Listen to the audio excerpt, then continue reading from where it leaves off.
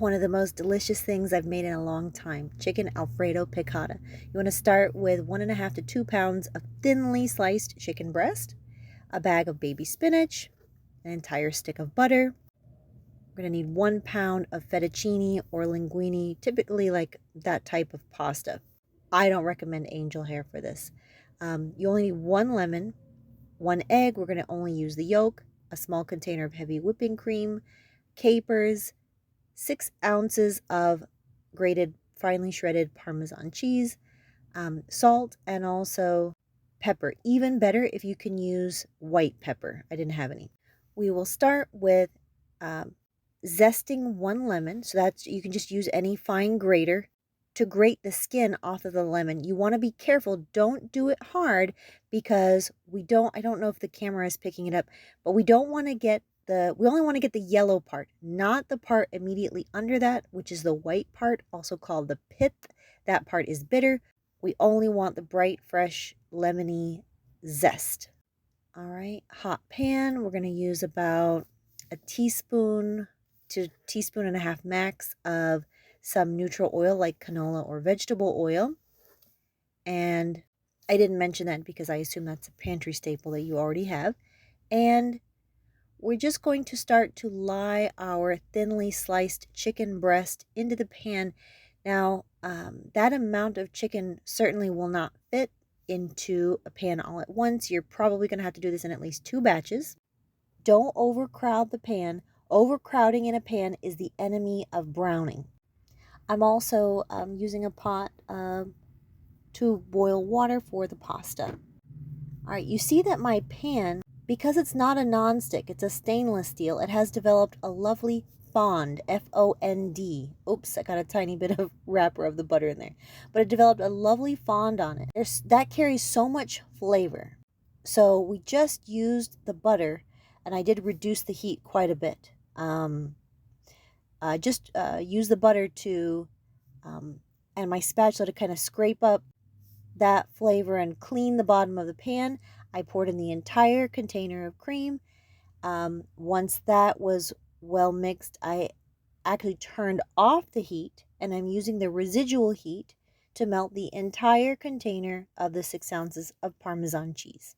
Now, this is one of those cases where I would not recommend that you use like the Kraft, the green shaker. It's not quite the same. Once that's nicely melted, we're going to mix in our egg yolk. I think I turned this up to the very lowest heat setting. I don't want my cheese to split, which is something that can happen with, cheese sauces.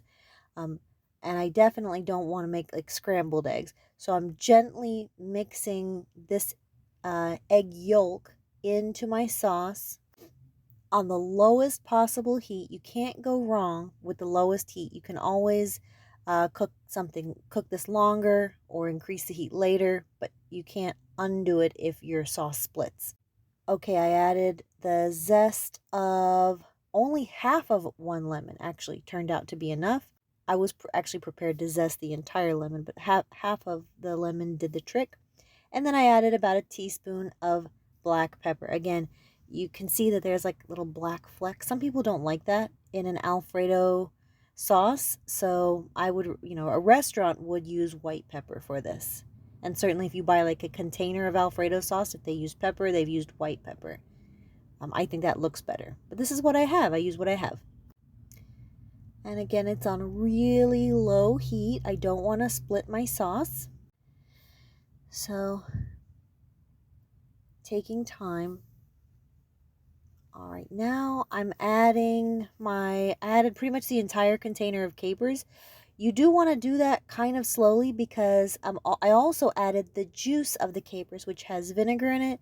And again, that can cause my sauce to split if it is added too quickly. So we want to add it in like 2 or 3 parts. Add like a third of the jar, mix, a third of the jar, mix, a third of the jar, mix.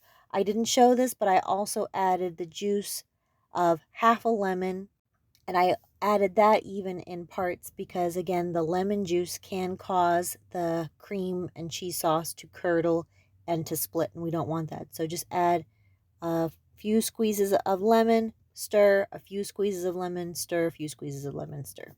This gives you the best of both worlds of Alfredo, which is lovely and creamy and rich, but it can be a little bit boring. And then Piccata, which I love.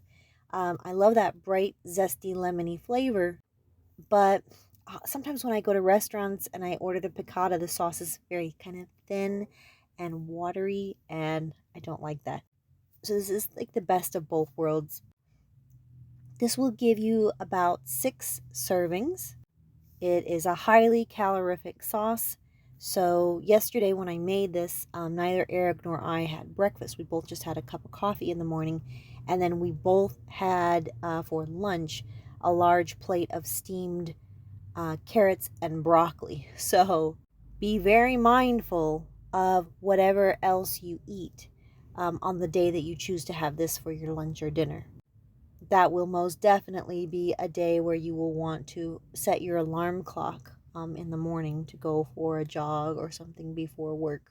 It's really, really delicious. And I mean, it's kind of hard. It's hard to go wrong when you have butter and cream. It's always going to be good. Real talent lies in making healthier foods taste good. But this is so good, and it's a lovely thing to have on an occasion. I hope you try it.